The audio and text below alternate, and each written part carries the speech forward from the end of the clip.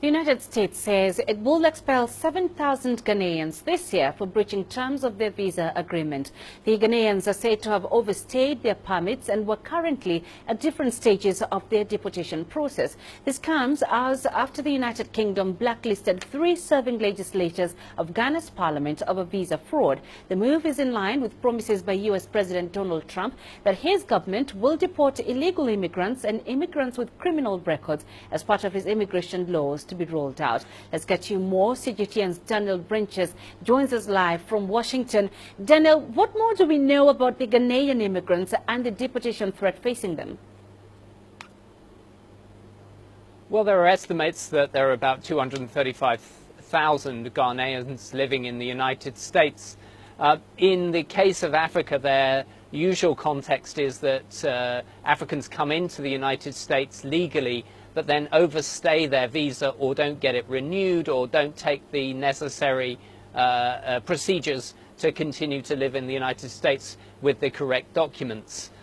So these 7,000 are likely to be individuals who've been identified for other law enforcement offences. That's the priority that's currently being processed. There are no indications at this point that the Trump administration is going to switch gears as the Obama administration has continued to prioritize people with criminal records. So typically what you might see with the Trump administration is someone might get caught for drunk driving, and when they are caught, they are put through the records, they are identified as being undocumented, they then have to go into a detention facility, they may try to appeal their deportation, the whole process may take about 6 months, and then they are deported.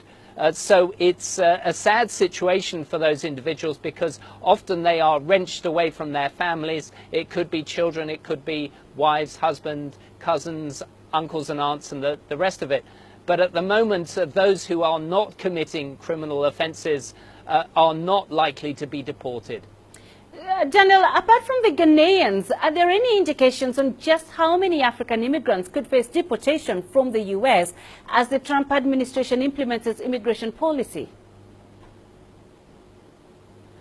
Well, what I want people to understand here is that the Trump administration came in with a very strong populist message that they would lead to mass deportations of immigrants.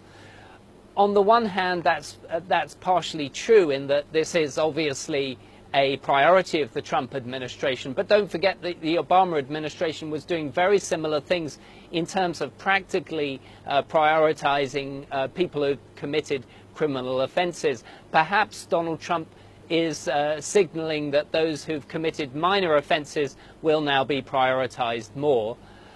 It's also dependent on where you live, because some states and cities are not cooperating with the Trump administration.